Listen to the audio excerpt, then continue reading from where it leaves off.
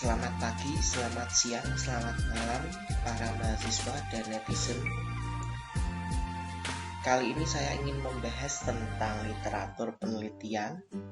Materi ini merupakan materi yang ketiga pada mata kuliah metodologi penelitian. Apa literatur penelitian? Di sini saya jelaskan dulu manfaat melakukan literatur review. Yang pertama, kita memperdalam pengetahuan tentang bidang yang kita teliti. Yang kedua, kita akan tahu hasil penelitian yang berhubungan dan yang sudah pernah dilaksanakan. Ini disebut dengan related research, related work, ya. Dan kita bisa mengetahui perkembangan ilmu pada bidang yang kita pilih, atau sering disebut dengan state of the art.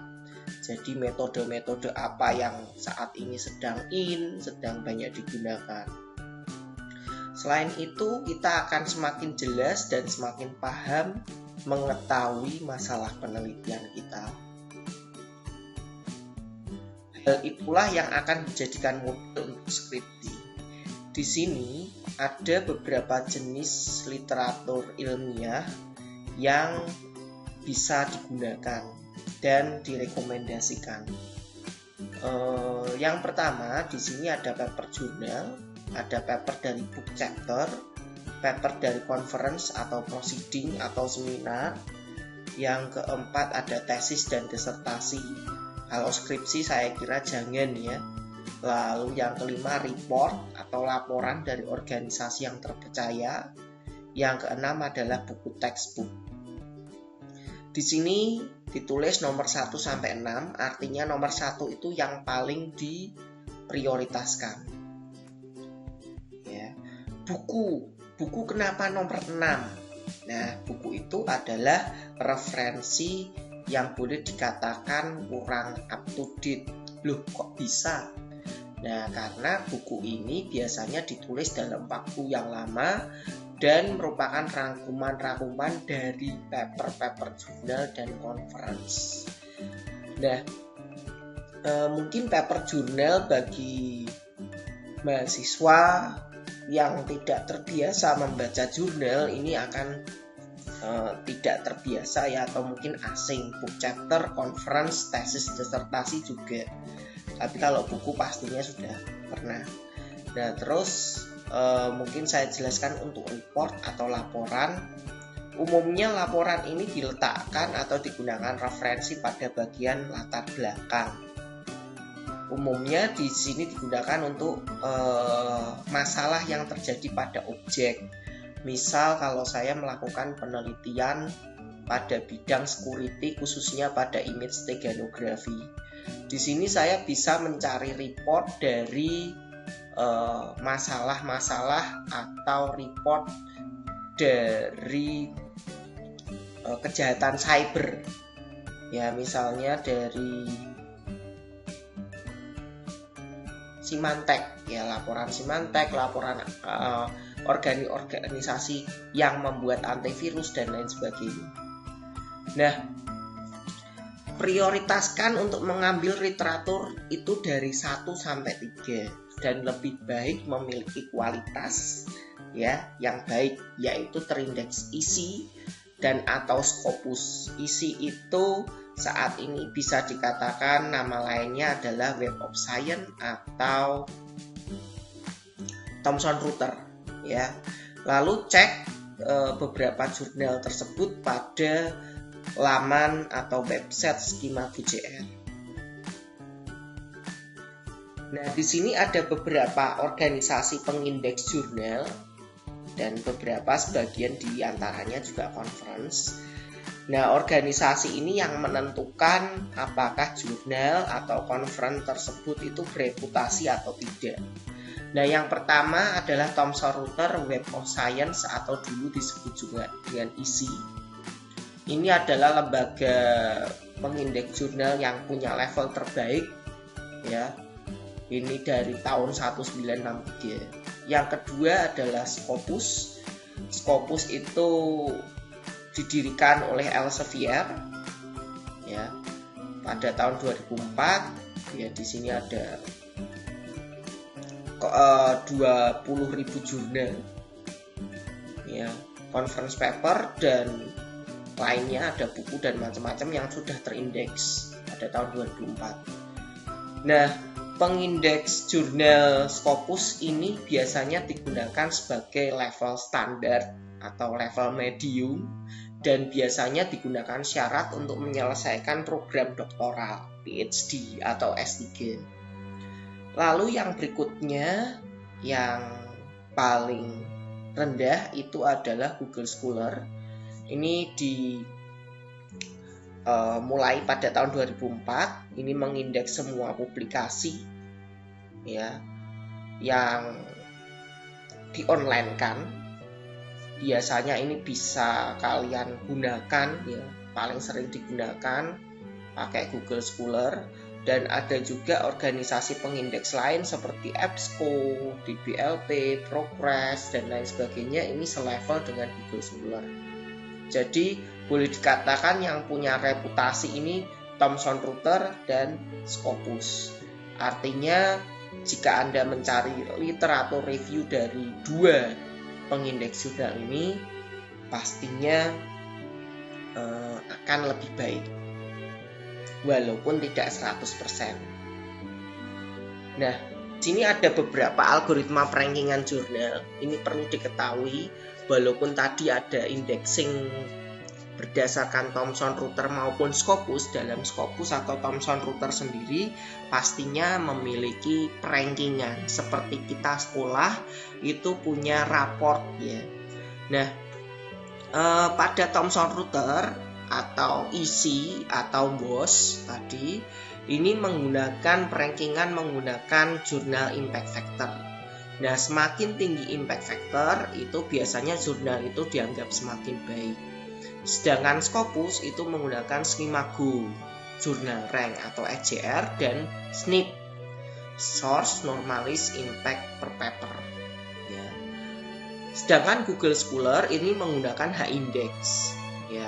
Tapi jangan salah, H-index ini juga sudah banyak digunakan pada Scopus maupun EC, ya. Jadi algoritma H-index ini juga sekarang banyak digunakan pada algoritma Scopus dan EC. Lalu di sini jika kita ingin mencari sumber literatur computing yang baik, yang bagus, lebih baik Anda bisa mencari jurnal conference paper dari Science Direct, IEEE Explore, ACM, ya, lalu Link Springer, dan di sini ada EBSCOhost, ini yang tadi kelasnya di bawah dari yang bereputasi ini. Nah, beberapa literatur atau jurnal atau conference paper yang ada di sini ada yang gratis, ada juga yang berbayar. Nah, yang jadi masalah jika kita menemukan literatur yang berbayar. Nah, untuk membuat literatur tersebut bisa gratis, kita bisa gunakan web, ya, laman skihub.tw. Di sini saya punya tutorialnya di YouTube saya, nanti bisa cek cara gratis download artikel Scopus berbayar. Ya, di sini umumnya pada IEEE Explore, Science Direct, dan Springer. Ya, nanti bisa dicek pada video tersebut. Lalu pada Google Scholar ini juga banyak digunakan untuk membantu pencarian literatur, tapi dapat nge-link, ya. Jadi nge-link ke website yang berbayar, ya. Jadi kalau di Indonesia scholargoogle.id, ya. Nah, di sini ini kalau seperti ini misalnya saya searching image steganography, di sini ada speed spectrum image steganography. Ini websitenya IEEE Explore. Nah, artinya di sini dia akan nge-link ke website IEEE yang berbayar, walaupun searchingnya kita juga bisa menggunakan Google Scholar. Nah, selanjutnya di sini ada pertanyaan, Pak, bagaimana jika saya bingung saat membaca paper? Nah, wajar sekali jika mahasiswa tidak terbiasa membaca paper, apalagi Pak saat ini merupakan pertama kali membaca paper, mungkin Anda bingung. Ya, saya harus gimana ini memahaminya. Nah, boleh enggak saya belajar dari blog atau YouTube? Nah, untuk mahasiswa S1 terutama boleh sekali ya Anda belajar dari blog dulu atau YouTube untuk pengertian-pengertian dasar yang mungkin Anda belum pahami pada saat perkuliahan, masih belum atau mungkin lupa saat perkuliahan. Kalian bisa belajar dari blog atau YouTube atau forum atau web lain yang memang jika kalian masih bingung dan menganggap web tersebut itu bagus dan membuat kalian paham, kalian bisa gunakan web tersebut. Nah, ini umumnya hanya digunakan untuk permulaan atau hal-hal dasar jika memang Anda belum paham. Tapi hal ini tidak bisa digunakan sebagai referensi, jadi jangan salah, blog, YouTube, web itu jangan digunakan sebagai referensi karena tidak ilmiah dan tidak bisa dipertanggungjawabkan. Selain itu, laman web yang dinamis ini membuatnya susah dijadikan referensi. Itulah alasan kenapa web tidak boleh dijadikan referensi. Pak, kalau Wikipedia gimana? Nah, coba lihat Wikipedia. Wikipedia itu juga ada daftar referensinya di bagian bawah. Bisa dicek ya. Apalagi ada yang angka nomor 1, nomor 2 kurung kotak itu ya, itu adalah referensi.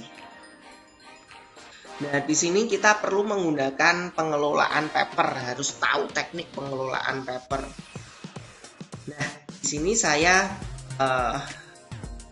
menjelaskan dan menyarankan Anda menggunakan Mendeley sebagai tools atau aplikasi untuk mengelola review paper. Yang pertama, kalian perlu download dan install Mendeley Desktop. Kalian bisa searching di Google. Ya, download dan install Mendeley Desktop ini gratis ya, gratis. Ini logonya Mendeley seperti ini. Lalu jangan lupa buat akun Mendeley. Jika kalian tidak paham, bisa cari tutorialnya di Google dan di YouTube, itu sangat banyak. Saya belum sempat buat tutorialnya. Lalu install plugin pada menu tools ya di bagian sini.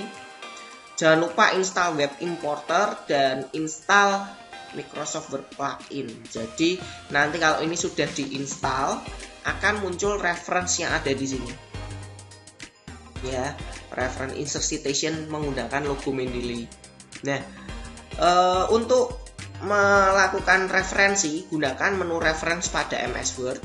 Lalu gunakan insert citation di bagian ini untuk membuat citasi dan bibliografi, insert bibliografi untuk membuat daftar pustaka otomatis.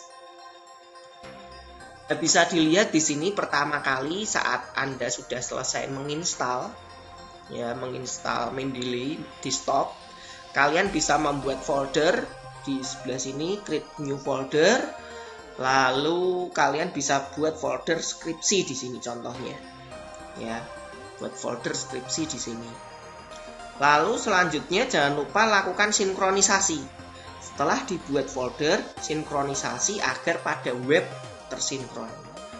Lalu lakukan import referensi dari website. Nah, di sini biasanya kita lakukan searching ya di website, entah itu ScienceDirect, IEEE Explore, SCM, Springer dan lain sebagainya. Kalian bisa searching paper yang kira-kira Anda anggap bagus. Nah, setelah itu jangan lupa jika kalian sudah menginstal tadi web importer, akan muncul icon Mendeley pada browser. Nah, setelah kalian membuka laman dari referensi itu, entah itu jurnal, ini contohnya ini jurnal dari ScienceDirect, jurnal saya sendiri. Nah, kalian bisa klik tombol Mendeley, ya icon Mendeley ini, lalu biarkan dia seperti proses. Nah, akan muncul jendela seperti ini. Sebelumnya biasanya akan muncul proses login. Ya, jika belum login akan dilakukan proses login. Kalian lakukan login. Ya, lakukan login, selanjutnya akan muncul web importer, jendela web importer seperti ini. Nah, lalu di bagian ini di sini ada anak panah di sebelah sini ya. Pilih folder skripsi. Ya, tadi kan Anda membuat folder skripsi, tuliskan di folder skripsi, pilih folder skripsi. Lalu jika jurnal tersebut open access, ya biasanya akan muncul PDF, ya view PDF. Nah, otomatis nanti PDF akan terdownload pada Mendeley, begitu juga referensinya. Ya, jadi Anda bisa membaca PDF tersebut pada Mendeley, begitupun referensinya. Jadi tunggu sampai dengan view PDF ini muncul. Biasanya di sini akan muter-muter dulu ya. Nah, selanjutnya kalau sudah, kalian tekan tombol add. Ya, setelah tekan tombol add, jangan lupa lakukan sinkronisasi lagi agar muncul pada Mendeley Desktop. Ya, lakukan sinkronisasi lagi agar muncul pada Mendeley Desktop. Lalu berikutnya, untuk menambahkan citasi, kalian bisa menuliskan misalnya steganografi menurut Setiadi. Ya, kalian bisa tuliskan judulnya, misalnya judul tadi papernya, bisa tulis di insert citation, maka akan muncul jendela seperti ini. Tuliskan judulnya di bagian sini. Nanti akan muncul angka 1 kurung kotak seperti ini. Nah, kurung kotak ini akan muncul karena stylenya IEEE. Tapi kalau misalnya Anda menggunakan style yang lain seperti APA, Harvard, dan lain sebagainya, itu akan muncul nama belakang dan tahun dibuat. Nah, ini tulisan atau nama last name-nya dihapus saja ya. Maka akan muncul otomatis jika Anda menggunakan Harvard atau menggunakan style apa. Nah, ini tidak perlu menggunakan nama last name seperti ini. Biarkan Mendeley yang bekerja. Itu ya. Lalu gunakan menu insert bibliografi untuk daftar pustaka otomatis. Jadi di bawah ini saya membuat daftar pustaka, saya tinggal klik insert bibliografi, otomatis akan dibuat daftar pustaka dengan style IEEE. Jadi di sini stylenya IEEE. Kalau mau diganti Harvard, silahkan bisa diganti Harvard. Otomatis yang di sini akan berubah, di citasi berubah, di daftar pustaka juga berubah. Nah, berikutnya di sini adalah kiat mereview paper. Nah, sebelumnya sudah saya jelaskan bahwa ada 2 jenis paper ilmiah, yaitu technical atau survei. Survei paper ini juga disebut dengan review paper, atau mungkin ada yang judulnya SLR, Systematic Literature Review. Itu juga termasuk survei paper. Nah, survei paper itu isinya review atau survei tentang topik atau tema satu penelitian. Ini jumlah biasanya referensinya bisa ratusan, ya, puluhan hingga ratusan. Lalu mungkin ada yang ribuan, tapi saya belum nemu ya yang paper yang referensinya ribuan. Di sini survei paper bisa dijadikan rujukan atau panduan penting bagi peneliti yang baru memulai. Jadi di sini kalian dengan membaca survei paper itu sudah direview, benar-benar dirangkum. Ya, jadi bisa dirangkum dari ratusan paper, kalian tinggal membaca saja. Nah, yang jadi masalah ketika Anda harus mereview pada technical paper atau riset paper. Ya. Nah, pada technical paper atau riset paper ini isinya adalah hasil penelitian dan eksperimen yang dilakukan oleh seorang peneliti. Kualitas technical paper pada kontribusi ke pengetahuan. Nah, kalau survei paper kualitasnya atau kontribusinya di mana? Di analisa dan teknik perangkuman. Bagaimana membuat perangkuman mengarahkan pembaca agar dia lebih paham state of the art. Ya, dan analisa tentunya untuk memberikan wawasan pada peneliti untuk melakukan technical paper. Nah, kembali lagi ke technical paper. Untuk mereview technical paper, Anda harus memahami masalah penelitian. Ya, pastikan masalah penelitian itu tidak dibuat-buat, dilandasi dan divalidasi. Lalu kontribusinya harus jelas, ya, harus tidak mengulang hal yang sudah ada. Ya, tidak mengulang hal yang sudah ada. Tapi ini mungkin bagi kalian yang masih belajar mungkin belum terlalu paham. Mungkin yang sudah ada itu dianggap hal yang baru banget, tidak. Ya, tidak selalu harus baru sekali, tidak seperti itu. Tapi kita harus perubahan yang sedikit saja itu tidak masalah. Ya, itu sudah berbeda. Lalu, apakah peneliti menyadari literatur lain berhubungan dengan penelitiannya? Ini kontribusinya. Lalu, apa yang baru dari dan orisinal dari paper tersebut? Apakah dari metodologi, algoritma, evaluasi, validasi, dan seterusnya? Jadi pada paper technical itu biasanya ada sesuatu yang baru. Kalau kita bicara tentang data mining, pada proses data mining khususnya klasifikasi itu ada pengumpulan dataset, pre-processing, terus training, ekstraksi feature dulu ya, lalu training, testing, dan validasi. Nah, kita misalnya hanya merubah perbedaan, memberikan perbedaan atau memberikan kontribusi pada bagian pre-processing, itu sudah termasuk dari kontribusi. Lalu yang berikutnya, pahami validitas kontribusi. Apakah teori atau model yang diusulkan itu sudah terbukti benar? Ya, tidak adakah kesalahan pada pembuktian? Adakah faktor-faktor aneh pada proses eksperimen penelitian? Apakah benchmark yang dilakukan realistis atau hanya buatan? Dan membandingkan apple to apple atau membandingkan apple dengan jeruk. Jadi umumnya pada jurnal itu ada yang namanya komparasi paper. Nah, ini jurnal yang baik atau conference yang baik itu di bagian bawah setelah melakukan analisis dan pembahasan itu ada yang namanya komparasi. Nah, pada bagian komparasi itu memang harus dilakukan apple to apple atau komparasinya harus seimbang. Syarat komparasi seimbang itu harusnya gimana? Datasetnya sama atau datasetnya berbeda, tapi kita melakukan replikasi metode pada penelitian yang sebelumnya dengan baik dan benar. Jadi tadi ya, pertama kita menggunakan dataset yang sama pada penelitian sebelumnya, jadi kita tidak perlu coding pada penelitian sebelumnya, melakukan coding ulang pada penelitian sebelumnya, itu syarat pertama. Atau syarat kedua, kita bisa melakukan coding ulang pada penelitian sebelumnya. Jika kita paham, kita bisa coding ulang.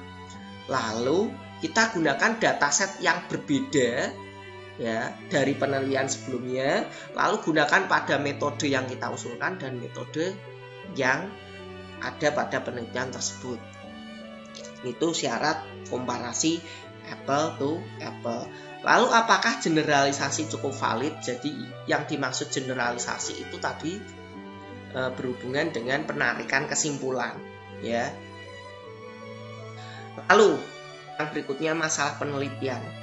Masalah penelitian adalah alasan utama mengapa peneliti harus melakukan penelitian. Jadi kualitas penelitian itu bisa dijadikan masalah penelitian itu bisa dijadikan menentukan kualitas penelitian. Biasanya reviewer jurnal internasional menjadikan masalah penelitian sebagai parameter utama proses review. Masalah penelitian harus objektif, tidak subjektif, dan harus dibuktikan secara logis dan valid bahwa masalah itu benar-benar masalah.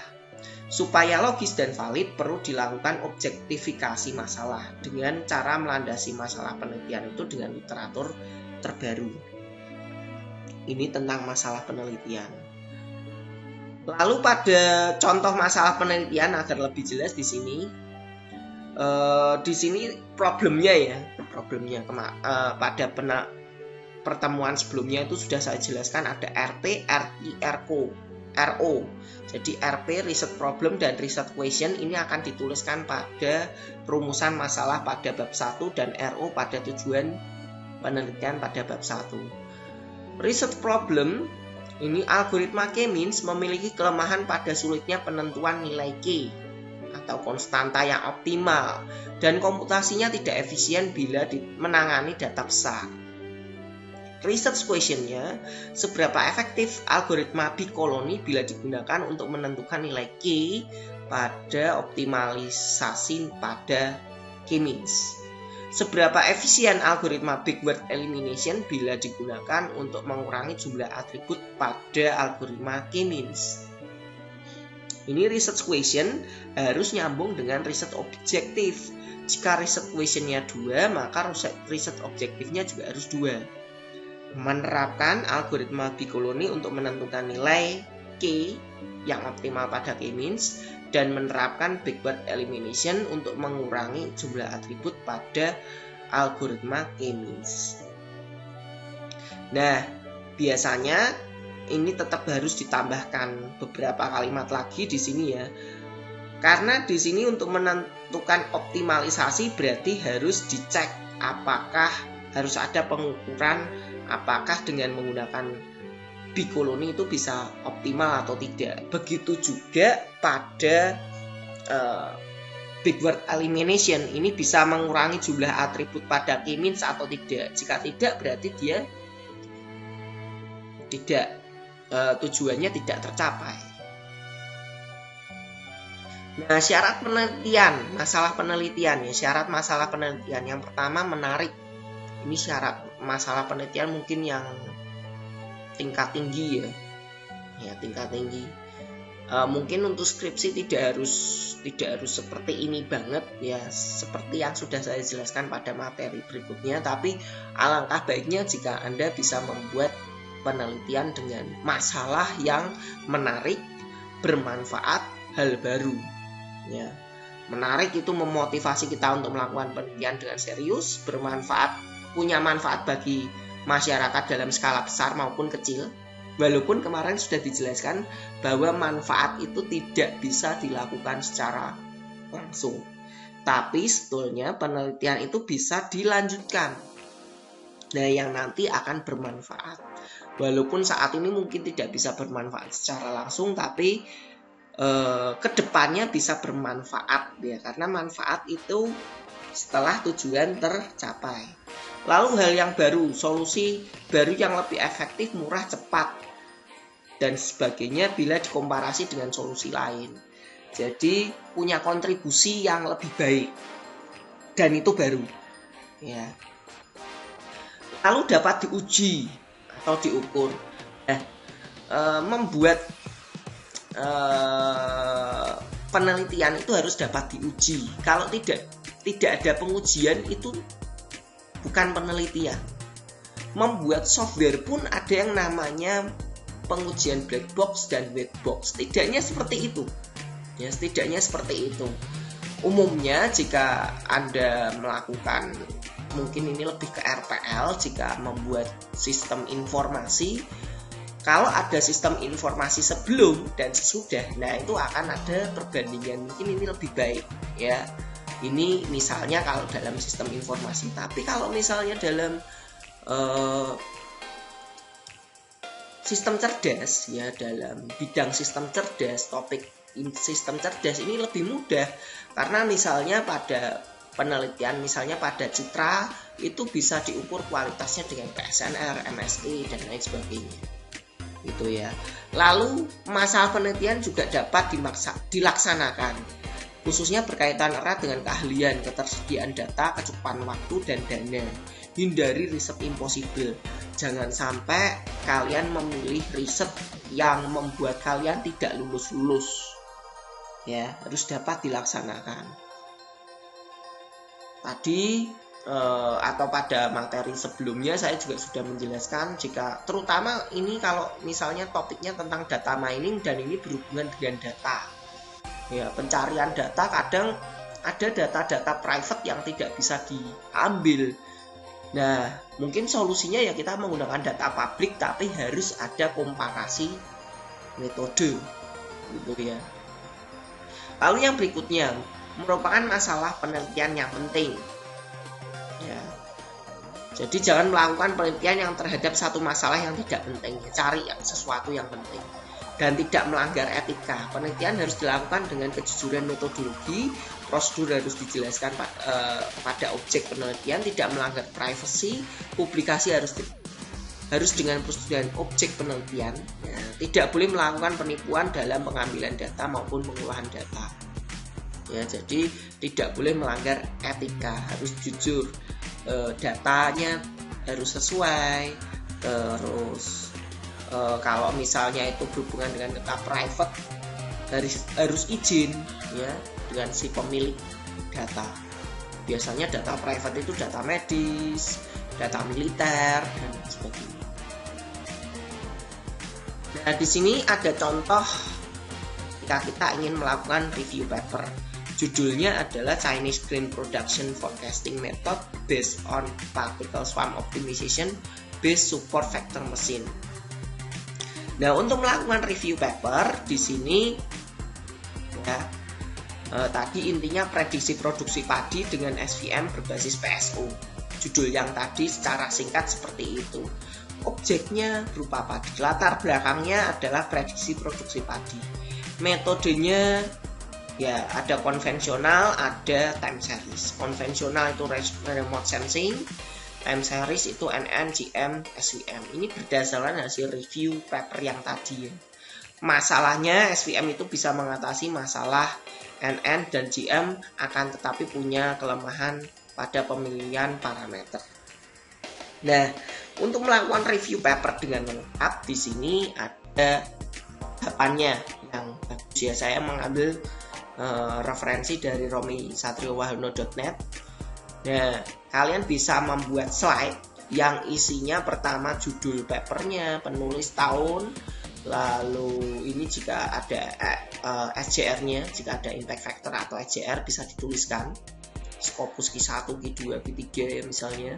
Lalu ditulis latar belakangnya, tuliskan masalahnya. Ini seperti pada slide yang sebelumnya. Terus tuliskan penelitian yang berhubungan. Jelaskan metode pada penelitian yang berhubungan. Metode A, metode B, metode C. Lalu metode yang diusulkan pada penelitian tersebut. Lalu analisis perbedaan. Di sini ada semacam table state of the art. Ya, metode A, B, C ini seperti apa? Ya, yang diusulkan seperti apa. Lalu tahapan penelitian ini adalah tahapan penelitian yang diusulkan oleh metode tersebut. Lalu dataset juga yang digunakan, hasilnya seperti apa bisa dideskripsikan, lakukan kesimpulan. Nah, Anda bisa melakukan hal ini pada satu contoh paper. Ya, bisa cari paper sesuai dengan topik yang Anda sukai. Rangkum dengan format di atas, pilih dari jurnal yang terindeks Scopus paling tidak 5 tahun terakhir. Sekian ya, terima kasih. Salam.